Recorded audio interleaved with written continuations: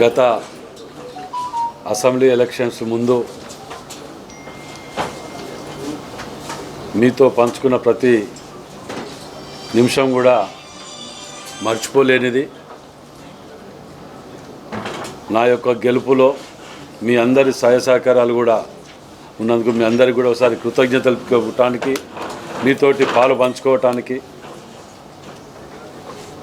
ఈ యొక్క సమావేశం ముఖ్య ఉద్దేశం మీ అందరితోటి కలవాలని. గత శృతులు కానీ మంచి చెడు అన్నీ షేర్ చేసుకోవటానికే ఈ యొక్క సమావేశం ముఖ్య ఉద్దేశం.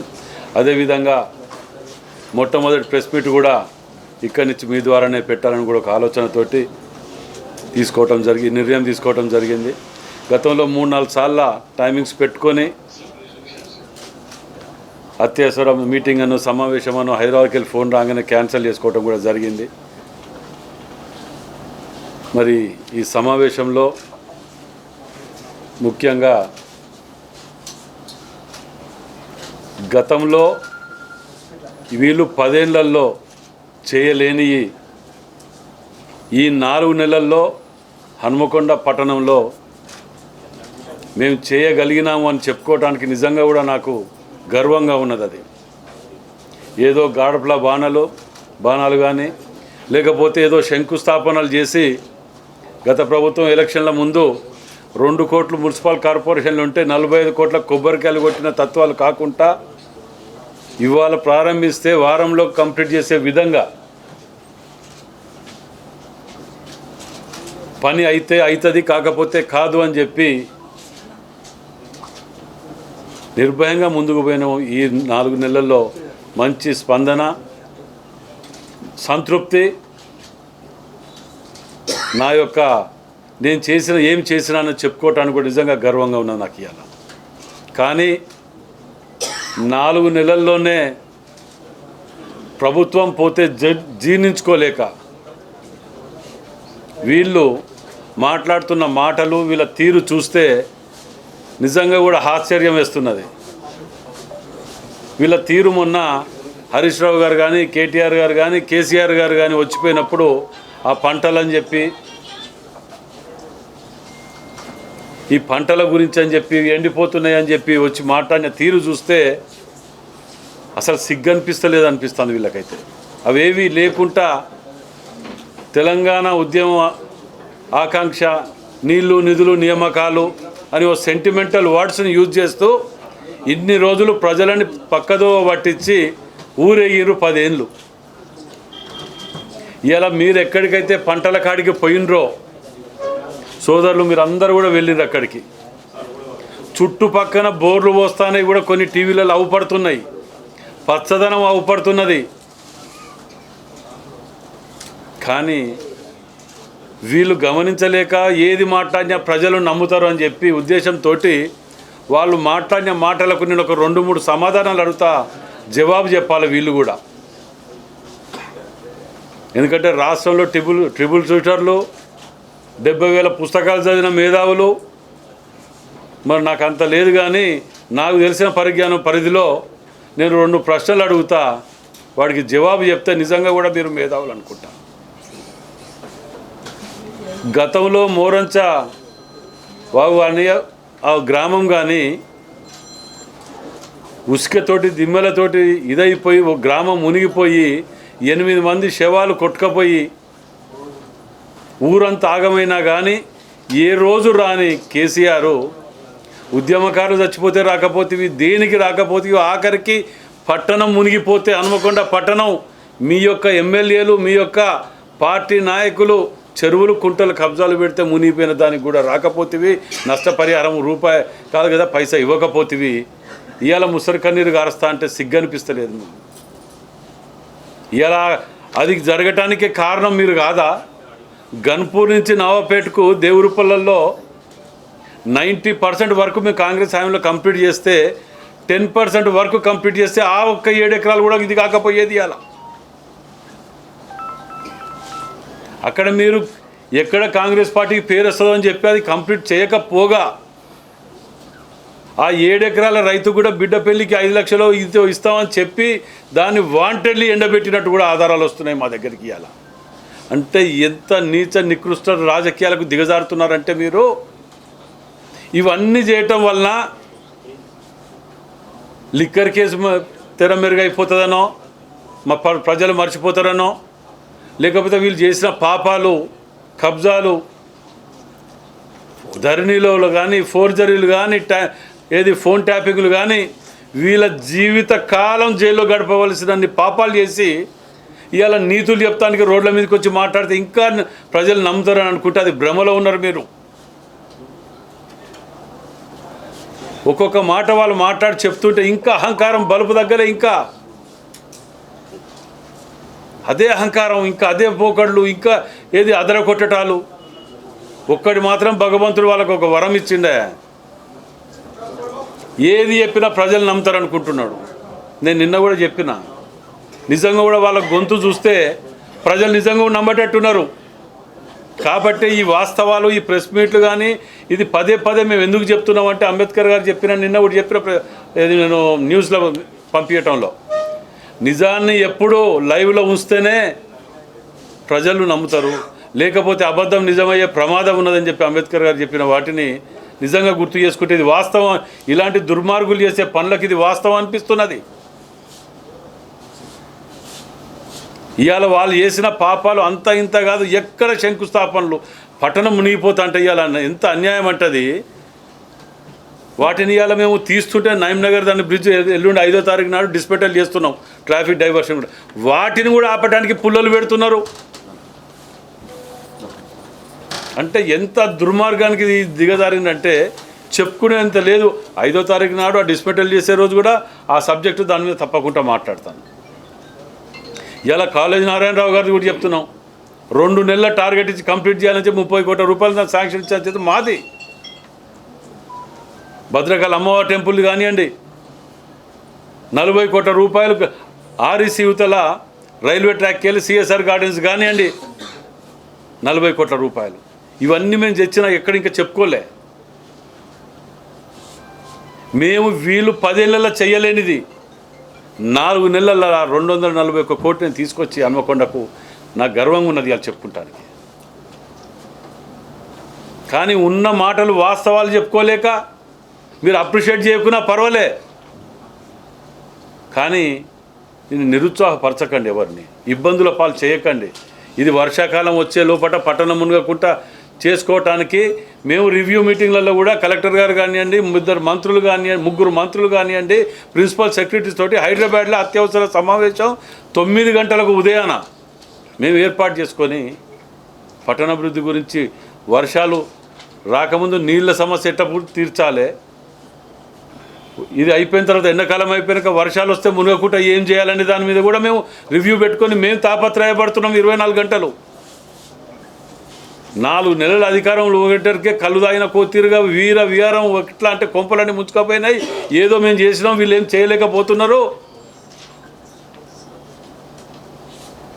ఎలక్షన్లు వచ్చినాయి, ఎలక్షన్లో మీకు వచ్చేది 3rd ప్లేస్. మీరు ఎక్కడన్నారు అసలు? మీరు ఎక్కడ లేరు, మీకు క్యాండిడేట్ లేరు, దిక్కు దివాన లేకుండా తిరుక్కుంటా ఏదో నలుగురిని పెట్టుకుని గంభీరత మాటలు మాట్లాడితే ఏదో ప్రజలలో ఉన్నారు అనుకుంటున్నారు. మీరు చేసిన పాపాలు మిమ్మల్ని వెంటాడుతున్నాయి. ప్రజలు మిమ్మల్ని తిరగనియరు సందులలో కూడా రేపటికెళ్ళి మీరు అనుకుంటున్నారు. 10 ఏళ్ళు కలిసి సంసారం చేసి బీజేపీ మీరు ఒక్కరోజు రైల్వేస్ దాని గురించి, కాజీపేట రైల్వే దాని గురించి మాట్లాడకపోగా ఏదో చేసినాం, ఏదో ఎక్కడ ఏం చేసిరో చెప్పండి, ప్రజలకు వచ్చి చెప్పండి. ఇలా బీజేపీ కూడా చూడండి, ఇలా నిజంగా ఎంత దౌర్భాగ్యం అంటే వీళ్ళు పెద్ద పెద్ద మాట్లాడుతున్నారు కదా. ఇలా కాజీపేట వరంగల్ జిల్లాని నట్టేట బీజేపీ బీఆర్ఎస్ 20 ఏళ్ళు గతంలో కూడా చెప్పినా ఇప్పుడు కూడా చెప్తున్నా. వీళ్ళు ఎన్నికల్లో టికెట్ల ఊళ్ళో వీటిల్లో వాటిల్లో లొల్లిలో ఉన్నారు, కానీ క్రూ కంట్రోల్ 3 తరలిపోతున్నా. ఇప్పటికొక బీజేపీ కూడా మాట్లాడతలేడు. మీటింగ్లు పెట్టి ఏదో క్యాండిడేట్లు కానీ ఇళ్ళకి వెళ్ళాలి అంటే దుకాణాలు పెట్టి నడుస్తున్నారు, కానీ ఇవాళ 4 రోజులైంది క్రూ కంట్రోల్ 3 పోతున్నాయి. ఇవాళ కాజుపేటకి వెళ్ళి అవి ఏంటిదంటే ఇదివరకు ఇంకా బెజవాడ లేకపోతే విజయవాడకు తరలించేది. అసలు ఇక్కడ కాజీపేట రైల్వే స్టేషన్ అనే దాన్ని మనం కావలసిన వనరుల గురించి మనం కొట్లాడుతా అంటే కొండ నాలుగే మందు పెడితే ఉన్న నాలుగు ఊసినట్టు పెద్ద పెద్ద కిషన్ రెడ్డి గారు వచ్చిపోయారు. గతంలో మోదీ గారు ఏదో ఓపెనింగ్ అని చెప్పి ఈ ఫ్యాక్టరీ ఆ ఫ్యాక్టరీ అదావిడి చేసిన ఇన్ని చేసిండ్రా, దాని వర్క్ ఏందో చూపించమన్నట్టు చేసిన అక్కడికి ఇక్కడ తీసుకుపోయి సికింద్రాబాద్కు క్రూ కంట్రోల్ 3 ట్రైన్లను తీసుకుపోయి అక్కడ పెడితే ఈ డ్రైవర్లకు ఇన్ఫర్మేషన్ ఇచ్చి అక్కడ వాళ్ళని షిఫ్ట్ చేస్తున్నారు ఇలా సికింద్రాబాద్కు. దీని వెనుక ఒక పెద్ద కుట్ర ఉన్నది. డ్రైవర్లకు మాత్రమే ఇన్ఫర్మేషన్ ఇచ్చి మీరు సికింద్రాబాద్ తరలిపోవాలి, ఆడికెళ్ళి ఆపరేట్ చేయాలి. ఇక్కడ ఉన్న ఈ యూనియన్లతో చర్చించలేదు, ఏది లేదు, డైరెక్ట్ ఇది చేస్తారు. నిన్న వారు ఇన్ఛార్జ్ తోటి మాట్లాడితే ఏమంటారు, లేదు సార్ మీరన్నా ఇది రాజకీయ పరంగా చాలా ఇబ్బందుల పాలవుతారు, కాజీపేట వ్యూహం ప్రకారం దీన్ని ఎవరు చెప్తానరో ఏం చేస్తానరో తెలియట్లేదు కానీ దీనికి ఇబ్బందుల పాలవుతారని చెప్పి నిన్న మాట్లాడితే దాన్ని హోల్డ్లో పెడతాం సార్, మీ అధికారులతో మాట్లాడినాక దాన్ని మేము ఇది చేస్తాం సార్ అని హోల్డ్లో పెట్టిండ్రు. బీజేపీ నాయకులు ఇంతమంది ఉన్నారు కదా ఇక్కడ, మిమ్మల్ని సూటిగా ప్రశ్నిస్తాను. ఇవాళ ఈ 3 తరలిపోతా అంటే మీరు ఏం చేస్తున్నారు, దానికి ప్రజలకు జవాబు చెప్పండి. కాజీపేటకు వీటికి జవాబు లేవు మీ దగ్గర, దొరకాయి కూడా. ఎంతసేపు పాలు పంచుకుందాం, వాటాలేంటి, ఈ దుకాణాలు తప్ప మీకు వేరే ఆలోచన లేదు. మీకు జిల్లా అభివృద్ధి మీద ఆలోచన లేదు. మేము ఆఖరికి ఇది అంతేట్లలో ఉన్నదని చెప్పి కలెక్టర్ గారిని ఒక స్పెషల్ పర్మిషన్ కింద రిక్వెస్ట్ చేసిన. మేడం, పట్టణాభివృద్ధి గురించి ఒక 10 మందితోటి మాకు కమిటీ ప్రతి రివ్యూ మీటింగ్లో కూర్చోవటానికి అవకాశం ఇవ్వండి. అందులో ఒకరు ఎలక్ట్రానిక్ మీడియా, ఒకరు ప్రింట్ మీడియా నుంచి కూడా అడిగినాం, అడ్వకేట్ని అడిగినాం, మేధావులని ఇంక చాలామంది ఉన్నారు ఇక్కడ. వాళ్ళందరినీ కూడా 10 మందికి అవకాశం ఇస్తే మాకు తెలియని కూడా సమస్యలు ఎన్నో ఉన్నాయి, వాటన్నిటిని దృష్టిలో పెట్టుకొని పరిష్కారానికి రాజకీయాలు ఎలక్షన్లు వచ్చినప్పుడు కొట్టాడుకుందాం. మిగతా సమయంలో కూర్చొని మనం పరిష్కార మార్గాలు అభివృద్ధి గురించి ఏం చేయాలని ఆలోచన చేద్దామంటే దానికి కూడా సహకరించే పరిస్థితిలో లేరు. ఇవాళ నిజంగా కూడా కాజీపేట గురించి మనందరం కూడా ఆలోచించవలసిన అవసరం ఉన్నది. ఇవాళ మనకు తెలియకుండా అతిపెద్ద కుట్ర జరుగుతున్నది, దాన్ని కాపాడవలసిన బాధ్యత ఉన్నది. ఇది కనుక మీరు ఆపకపోతే తప్పకుండా నేను కాజీపేటలో మరో ఉద్యమానికి సెంట్రల్ గవర్నమెంట్ బీజేపీ మీద తీయవలసి, తక్షణం వీటిని ఆపాలే, వీటి యథాప్రకారంగా చేయాలి. మనం కావలసిన వాడికి ఇంకా సమకూర్చుకోవడానికి మీరు బీజేపీ వాళ్ళు నాయకులు ఇక్కడ ఉన్న వాళ్ళందరూ కూడా అందరూ మేము సెంట్రల్ లెవెల్లో మాకు ఇన్ఫ్లుయెన్స్లు ఉన్న వ్యక్తులే కదా, వాటిని ఆపటం కాకుండా రావాల్సిన వనరులు తీసుకురాకుండా ఉన్నాయి తరలిపోతా అంటే దద్దమ్మల దగ్గర కూర్చున్నారు. ఆలోచించవలసిన అవసరం పట్టణాభివృద్ధి మీద. వరంగల్ జిల్లాను నిజంగా చెప్తున్నా, గతంలో నేను 100 సార్లు మొత్తుకున్నా కూడా 20 ఏళ్ళు వెనుకకు పోతున్నాం అనేది. వరంగల్ జిల్లా అంటే నిజంగా కూడా అతి భయంకరమైన కుట్ర కోణంలో ఉన్నది అంటే నాకు నేనే అప్పుడప్పుడు అనుమాన పడేది. ఇవాళ ఎమ్మెల్యే అయిన తర్వాత ఒక్కొక్క ఇష్యూని తీస్తుంటే వరంగల్ ఓరుగల్లు అనే నామం లేకుండా చేయటానికి అతి భయంకరమైన కుట్ర జరిగింది. ఆ కుట్రలో గతంలో ఉన్న మంత్రులు, ఎమ్మెల్యేలు దద్దమ్మలు తిరిగా వాళ్ళని ప్రజలు క్షమించారు. నిజంగా కూడా చెప్తాను, వరంగల్ జిల్లాకు వాళ్ళు చేసిన ద్రోహాన్ని నేను మొట్టమొదట కూడా ఇన్స్పెక్షన్ చేయించిన అక్కడ తీసుకుపోయి. వరంగల్ జిల్లాకు రావాలంటే కూడా వంగి రావాలి, గేట్ కిందికి వెళ్ళి రావాలి అనే ప్రపోజల్స్ కూడా 3 ప్రపోజల్స్ తయారు చేసి ఆర్ఈసీ వాళ్ళు 1 కూడా నుంచి 2 తయారు చేసి కూడా దాన్ని 60 కోట్ల రూపాయలకు అప్రూవల్ కోసం ఇమీడియట్ ఎస్టిమేషన్స్ పంపండి అంటే తయారు చేసి పంపించడం జరిగింది. వరంగల్ అని చెప్పుకోవడానికి ఏమున్నది చెప్పండి, ఏది లేదు ఇప్పుడు మనకు. ఆఖరికి ఒకటి సెంట్రల్ జైలు మిగిలిండే, వరంగల్ సెంట్రల్ జైలు చెప్పు, అది కూడా లేదు ఇప్పుడు. ఇక వీళ్ళు నీతులు చెప్పుకుంటా ఇవాళ అసలు ఇంకొకటి సిగ్గుసరం లజ్జ లేదా, నిజంగా వీళ్ళు ఎంత తిట్టినా తక్కువ ఈ మాటలు ఇదేం భాష అని మీరు అనుకోవచ్చు. మేము అధికారంలోకి వచ్చిన కాడికి వెళ్ళి వానాకాలమే రాకపోయి వర్షాలు ఎడికెళ్ళి పడితే ఈ 70,000 పుస్తకాలు చదివిన మేధావులు కదా వీళ్ళు. ఉన్నదో కట్టలే 10%, వర్షాల్లో రాలేదు. ఈ అన్నీ వదిలిపెట్టి నువ్వు ఓ వంక పెట్టుకొని వచ్చి ఎన్నడూ ఇంట్లోకి వెళ్ళి బయటికి వెళ్ళిన వచ్చి 2 మాటలు మాట్లాడిపోతే ప్రజలు నమ్ముతారు అనుకుంటే ఎట్లనే ఇది.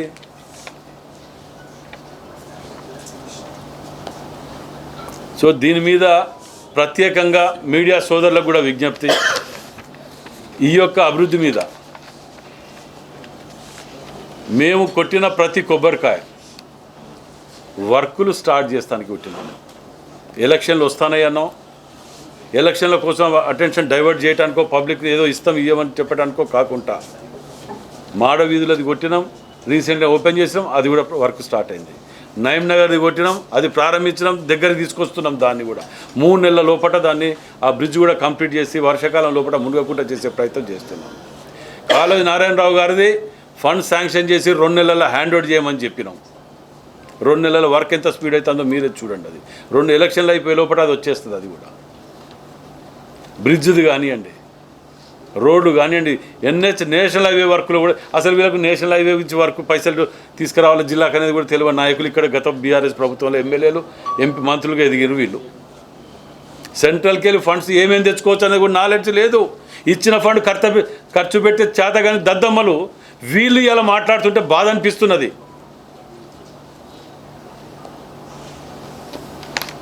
బీఆర్ఎస్ ఆఫీస్ కూలగొడతారట, మేము ఇదే పడితే ఊకోము, మా మీద పోయి కంప్లైంట్ చేస్తున్నారు. మేము వాళ్ళు వేస్తే శిలాపాలకాన్ని కూలగొట్టవలసిన కర్మ మాకేం పట్టింది? మేము కూలగొట్టుడు మీ తిరిగి అరాచకాలు మేము మొదలు పెడితే రోజు సిపి గారి దగ్గర తిరుగుతారు కంప్లైంట్ పట్టుకొని.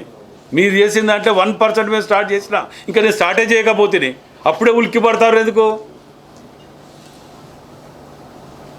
మాకు అట్టాడు మీ తిరిగి పాపాలు చేయాల్సిన అవసరం లేదు, కర్మ లేదు. మేము మంచి చెడు చేసి ప్రజల దగ్గరికి పోయి ఓట్లు అడుగుతాం తప్ప మీ తిరిగా దుర్మార్గాలు, కబ్జాలు, ఆఖరికి ఈ పేపర్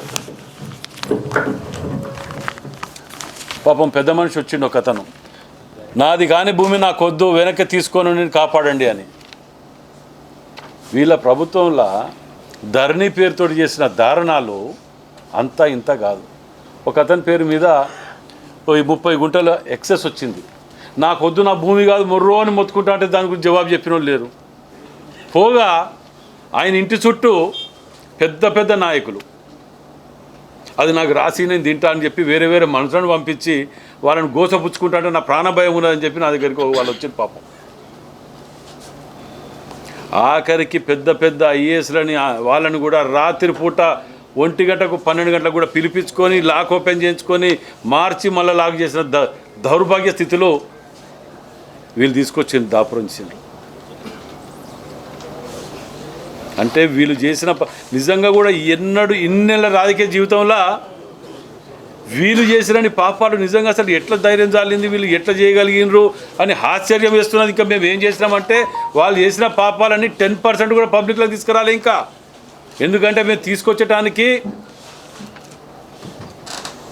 90% విత్ ఆధారాలతోటి మేము ముందు పెట్టడానికి అన్నీ ఇది చేస్తున్నాం. ఆఫీస్ ఏంటిదే, అది గార్డెన్ బాపతిది. మేము అడిగితే ఇవాటి వరకు ఇస్తలేరు ఇన్ఫర్మేషన్. ఇప్పుడు మొత్తం బయటికి తీసినాం. 5 లక్షలు కట్టి ఏ పార్టీకి ఇచ్చేది లేదు. మేము ఒక్కలమే ఆ పార్టీకి తీసుకుంటాం. ₹1,00,000 గజం ఉంటుంది, దాన్ని 5 లక్షలు కట్టి ఎకరం తీసుకుంటారు. పార్క్ ల్యాండ్, చికం ల్యాండు బరాబర్ దాన్ని బయటికి తీస్తా, బరాబర్ దాన్ని తీసుకొని గవర్నమెంట్ హ్యాండ్ చేస్తా. కాదని వాళ్ళు అన్నారు బరాబర్. నువ్వు ఏదో చెప్తున్నావు, నేను బరాబర్ ఇప్పుడే చెప్తున్నా. నేను ఏ పార్టీకి అని ఇచ్చిరా, ఒక గజం జాగిచ్చిరా, రూల్ ఏం తీసిరు, అందరికి ఇవ్వాలని చెప్పి కదా ఇచ్చింది.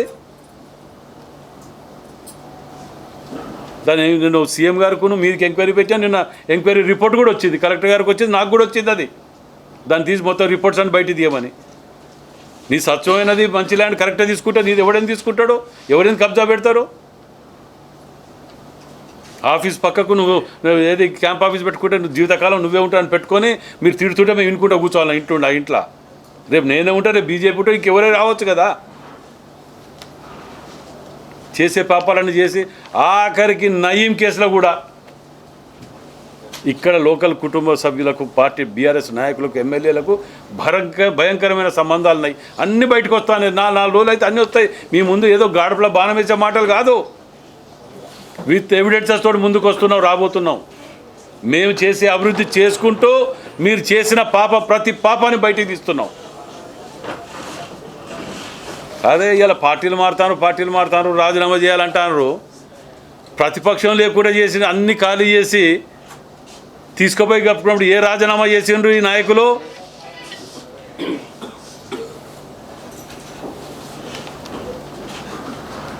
అసలు ఆ ఫోర్జరీ చెక్కులు అదైతే విచిత్ర, అసలు అవి 1 కోటి ఓటెన్కి వెళ్ళి అందరికి వస్తున్నాయి రిపోర్ట్స్, జిరాక్స్ కాపీలు వస్తున్నాయి, అన్నీ చూస్తున్నాం. సమయాన్ని బట్టి ఓటి చేసుకోవడానికి చూసుకుంటూ వస్తున్నాం. అభివృద్ధి మా కాన్సన్ట్రేషన్ అంతా ఫస్ట్ అభివృద్ధి మీద. వీళ్ళు చేసిన అప్పులు ఉన్నాయి, అప్పులు కూర్చుకుంటా దీన్ని ముందుకు ఎట్లా తీసుకుపోవాలి. ఈయన గట్ట అవుపడతలేవట. ఆడవాళ్ళు బస్సులలో ఎక్కి తిరుగుతుంటే అవుపడతలేదా? 0 బిల్లు అవుపడతలేదా? 500 గ్యాస్ సిలిండర్ అవుపడతలేదా? కళ్ళల్లో ఏం పెట్టుకున్నారు? వీళ్ళకి ఏవి అవుపడతలేవు. ఎంతసేపు గవర్నమెంట్ వెయిటర్కు జీర్ణించుకోలేక కింద మీద పడి కవిత పోయింది. కవిత పోయింది నాయన. మీరు చేసిన పాపలకి కుటుంబం పోబోతుంది. మీకు అర్థమైతే లేదు. ఇక మీరు ఎక్కడ ఉన్నారు వాళ్ళకి తెలుసు అన్నీ. వాళ్ళ కుటుంబం మటుకు తెలుసు అన్నీ. మేము లోపలికి పోతాం, ఎవ్వరు కాపాడలేరు అని అందరికీ తెలుసు. ఏదో లొల్లి పెట్టుకొని అటెన్షన్ డైవర్ట్ చేస్తే మమ్మల్ని కక్ష సాధింపు చర్య చేస్తాను, లేకపోతే ఈ చర్య చేస్తాను, మమ్మల్ని లోపల పెడతాను, ఇది అనుకుంటే పబ్లిక్ కాపాడతారేమో అనుకుంటున్నారు.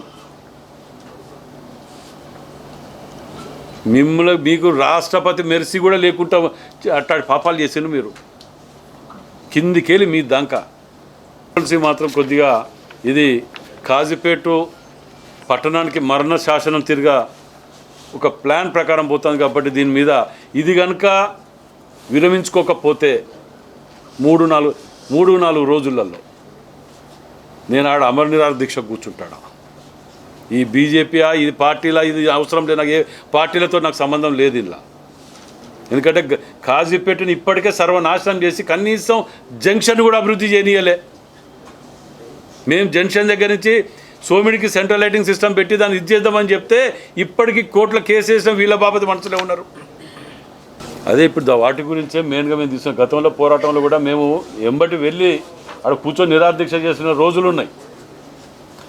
గవర్నమెంట్లో ఉండగా కూర్చున్నాము, లేకున్నా కూర్చున్నాం. ఆ రోజులలో ఆడికేళ్ళు వస్తుంటే మమ్మల్ని తీసుకుపోయి అరెస్ట్ చేసి జైల్లో పెట్టే సందర్భాలు కూడా ఉన్నాయి. ఇప్పుడు సరే రాని వాటి గురించి కంటే ఉన్నది కూడా తీసుకుపోతున్నారు కదా బాధ. ఇవన్నీ ఉంటేనే దానికి ఎలిజిబిలిటీ ఉంటుంది.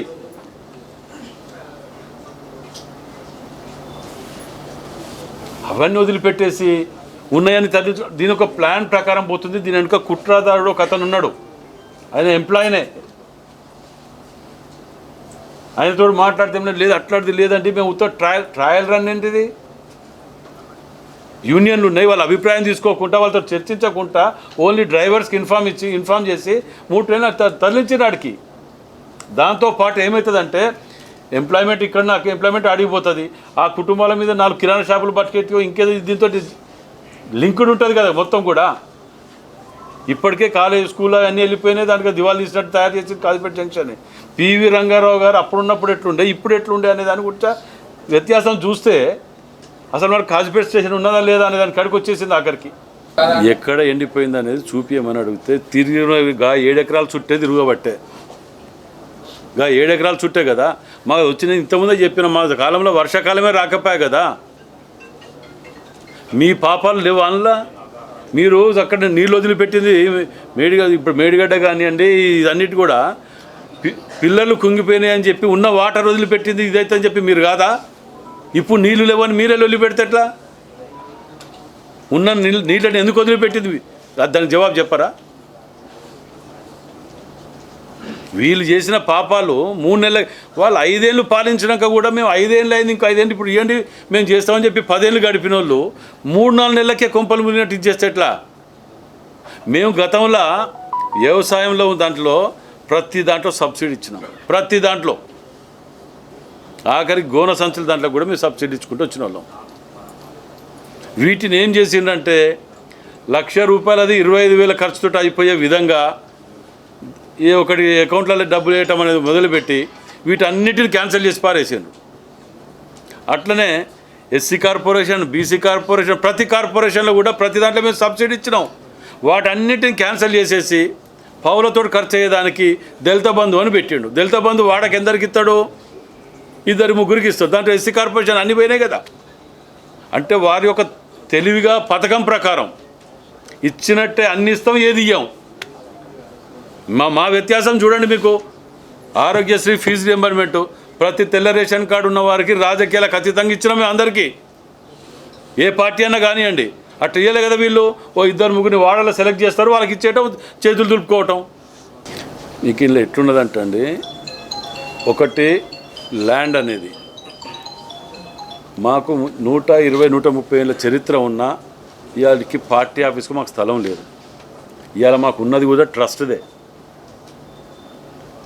ఓ పేపర్ లేదు, ఓ ఛానల్ లేదు, ఏది లేదు. కానీ వీళ్ళకు వచ్చిన 10 ఏళ్ళల్లో పేపర్లు, ఛానళ్ళు ఇట్లాంటి అన్నీ 36-33 జిల్లాలో అన్నిట్లలో కూడా ల్యాండ్స్ తీసేసుకున్నారు. అన్ని పార్టీలకు ఇవ్వాలని జీవోలు తీసిండ్రు. నేను కలెక్టర్ గారికి 10 సార్లు ఇచ్చిన, జాగా చూపించిన, అక్లాట్మెంట్స్ ఉన్నాయి. ఇప్పటికీ మాకెందుకు ఇవ్వలే? మా గవర్నమెంట్లో మీకు జూబ్లీస్, బంజారాహిల్స్లో ఇచ్చినాం కదా, మీకు మాకెందుకు ఇవ్వలే? ఇవ్వకపోగా అయినా బాధపడలే. కానీ పార్క్ ల్యాండ్ ఉన్నది, అందులో శిఖం ల్యాండ్ ఉన్నది. దానిని ₹1,00,000 గజం, దాన్ని 4,90,000 5 కోట్లు 5 లక్షలు కట్టేసి సెంటర్లో ఎకరానికి ఎకరం తీసేసుకున్నారు. ఫస్ట్ తీసుకున్నది ఒక దగ్గర ప్రెస్ క్లబ్ బ్యాక్ సైడ్, దాన్ని పెట్టి అదే సర్వే నెంబర్, ఇది కూడా అదే సర్వే నెంబర్, దాన్ని పెట్టి ఇక్కడ కట్టిర్రు. నెల రోజుల వరకు దాన్ని రిపోర్ట్ చేయమంటే ఇస్తలేరు కొందరు. ఎందుకంటే వాళ్ళు ఎంత పాపం ఎట్లా చుట్టుకున్నది. ఇన్ఫర్మేషన్ యాక్ట్ వాటికి వీటికి అన్నిటి కట్టి మొత్తం నేను సీఎం గారికి రిప్రజెంటేషన్ ఇచ్చి దాని మీద కావాలి అనగానే నిన్ననే నాకు లెటర్ వచ్చింది దాని మీద. దీన్ని స్టేట్ వైడ్ కూడా ఎవరైనా నీ పార్టీ ఆఫీస్ కట్టుకున్నప్పుడు క్యాంప్ ఆఫీస్ పక్కకు పెట్టుకుంటాడు. ఎవడన్నా బుద్ధి ఉన్నా ఏదవా ఎవడన్నా పెట్టుకుంటాడా? మాకు తెలియక అడుగుతానా? ఎవరైనా పెట్టుకుంటారా? రేపు అక్కడ మీటింగ్ అవుతా ఉంటుంది, ఎమ్మెల్యేలు ముట్టడి చేయాలి, అలానే జమ చేసుకుని ఆడికెళ్ళి 4 రౌతులు ఇసురు కొట్టవచ్చు కదా. వాళ్ళు చేసిన పాపాలకు మా వాళ్ళని హింసించిన, దాడులు చేసి దౌర్జన్యాలు చేసినందుకు మా వాళ్ళే ఆఫీస్లో జాయిన్ అయిన, ఆఫీస్ కాడికి వచ్చి 4 జమేరు 4 దన్నొచ్చు కదా వాళ్ళని కోపం మీద. దీనికి ఎవరు బాధ్యత వహించాలి? ఇది ల్యాండ్ ఆర్డర్ ప్రాబ్లం ఉంటుందా ఉండదు? ఎప్పటికి దాన్ని చూసుకుంటూ కూర్చోవాలి కదా. అంటే వీళ్ళకు విజన్ లేదు, గుడ్డేదు చేన్లో పడ్డట్టు. ఏదో అదృష్టం బాగుండే 2 సార్లు ఎమ్మెల్యే అయింది తప్ప వీళ్ళకు విజన్ లేదు, ఆలోచన విధానం లేదు, ముందస్తు చూపు లేదు, ఏది లేదు. నేనేం చేస్తే ఎంత వస్తుంది, పర్సంటేజ్ ఎంత, ఈ ఆలోచనలతోటే పోయింది తప్ప అభివృద్ధి గురించి కానీ ఆలోచన ఎన్నడూ పోలే వీళ్ళు. ఇంకా మేము ప్రెస్ మీట్ పెట్టి ఇంకేదేదో చెప్పుకుంటేదో అసలు ఉన్నదో కూడా ఉన్న 4 కూడా జెండాలు మన కండువలు జేబులో పెట్టుకొని మేము వస్తాం మా దగ్గర తిరుగుతాను. వాళ్ళే కండువ కొనుక్కొని వస్తాను. అరే ఆగండి బాబు, కొద్దిగా ఆగండి, టైం ఆగండి కూడా మేము ఇది ఉంటాను అందులో.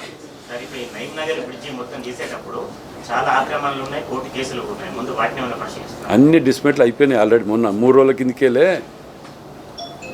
చెప్పేసినాం. బంధువులు కానీ దోస్తులు ఎంతోమంది ఏదో వచ్చినా కానీ అన్ని క్లియర్గా 25 మీటర్స్ వెడల్పు, 5 మీటర్స్ హైట్ తోటి అంతా క్లియర్ అయిపోయింది. ఎక్కడా లేదు. ఇక ఇంకొకటి ఏమైనా ఉంటే ఉన్నదంటే ఒక దగ్గర 2 దిక్కులల్లా సైడ్కు ఇరిగేషన్, దాని తర్వాత ఇన్ని మీటర్స్ వదిలిపెట్టి కట్టుకోవాలి.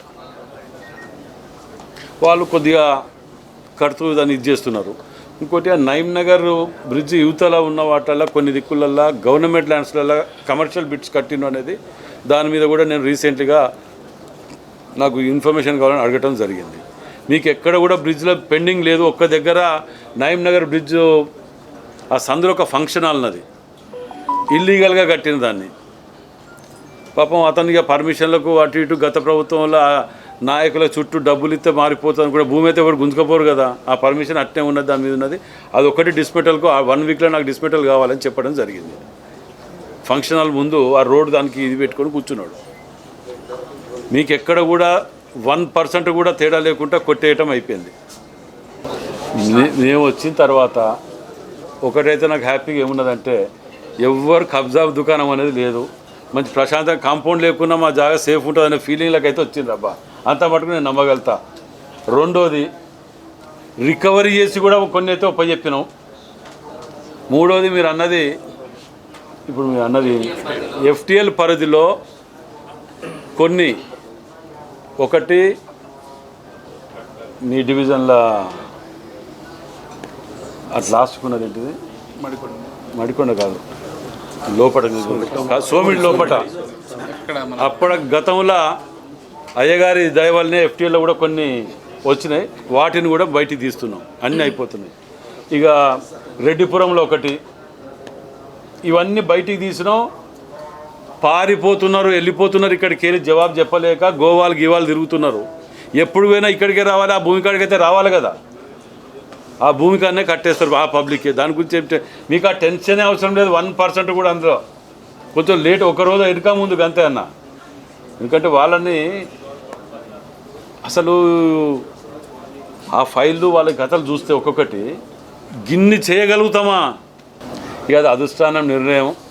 ఒకటి గతంలో అన్ని పార్టీ అసలు కర్మ ఏంటంటే ఇవాళ రేపు ఇది ఏ పార్టీలు ఉన్నావు ఇప్పుడు అని ఒకరిని కట్టుకున్న పరిస్థితి వచ్చింది రాజకీయ నాయకులం. నేను గతంలో పాప జంగారెడ్డి గారు ఇక్కడ ఎంపీ గారు ఓ రోజు రైల్వే స్టేషన్లో కలిసి బతికినప్పుడు ఎవరిని కలిసినా ఆయన అరే గిరే అంటాడు. అందరు పెద్ద మనిషి కదా, బాపు బాపు మేము కూడా అరే ఏ పార్టీలో నువ్వు అన్నాడు. నీ దయ నేను ఇదే ఉన్నాను ఎండ పోలే అని చెప్పి.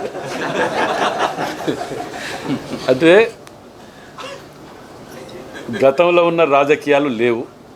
మేము గతంలో మీకు ఒకటి చెప్పినా కూడా, ఐగిరోచారి గారి ఉన్నప్పుడు ఓంకార్ గారి మీద ఫైరింగ్ అయింది. అప్పుడు వాల్ రైటింగ్లల్లో కొత్తూరు రెడ్డి కాలనీ కుమారపల్లిలో హత్యల చారి వస్తున్నాడు జాగ్రత్త అని వాల్ రైటింగ్ రాసేది ఎంసీపీఐ వాళ్ళు.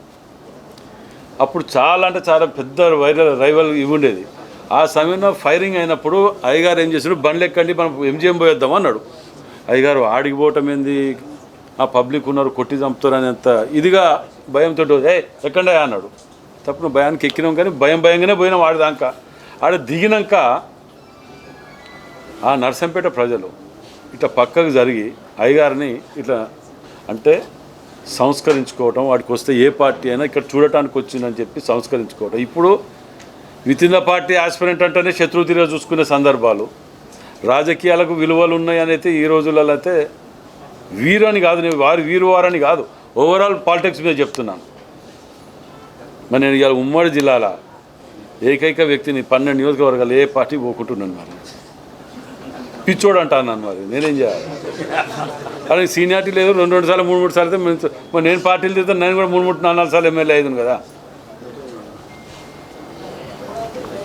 సార్ ఎమ్మెల్యే గారు, భద్రకాళి చెరువులో జయహాస్టల్ పక్కకు ఇప్పుడు మట్టి నింపుతున్నారు. ప్రస్తుతానికి కూడా ఒక 2 ఎకరాలేమో చెరువులోనే నింపుతున్నారు. ఎఫ్టీఎల్లో కట్టద్దు అన్నారు, ఇప్పుడు చెరువులో నింపుతున్నారు. దాని మీద మీరు గతంలో కూడా విజిట్ చేసినట్టున్నారు.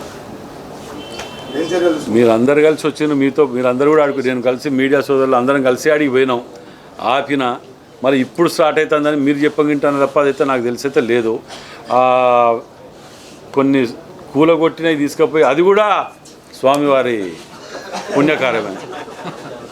వారి లేనిది ఇందు ఉండి అందు లేడనేది లేదు. ఇక అంటే ఇది నేను నవ్వుకోవటానికో జోకే చెప్పేది కాదు, వాస్తవాలని చెప్తున్నా. అది కాదు అని అనమనండి ఎవరినన్నా. అది ఎంత పెద్ద కుంభకోణం తెలుసు అందులో, దాన్ని ఆపిన. మరి ఇప్పుడు జరుగుతుందని మీరు అంటున్నారు, కానీ నాకైతే నమ్మకం లేదు. ఇప్పుడే నిమిషం ఇది అయిపోయిన నెక్స్ట్ మినిట్ మీతోటి ఉండంగానే మనిషిని తోలి నేను తెప్పించుకుంటాను. ఎందుకంటే వాటి మీద నాకు ప్రత్యేక దృష్టి ఉన్నది. చేస్తా లేరు నాకు తెలిసి. ఆ ఏరియా ఆ రోజు పోయి వచ్చినాం కదా మేము స్పాట్కు, మీడియా ప్రెస్ మీటే ఆడబెట్టిన నేను. అట్లాంటి మీకు నేను చెప్తున్నా కదన్నా, ఏది కానివ్వండి అందులో కాంప్రమైజ్ అయ్యే పరిస్థితి లేదు.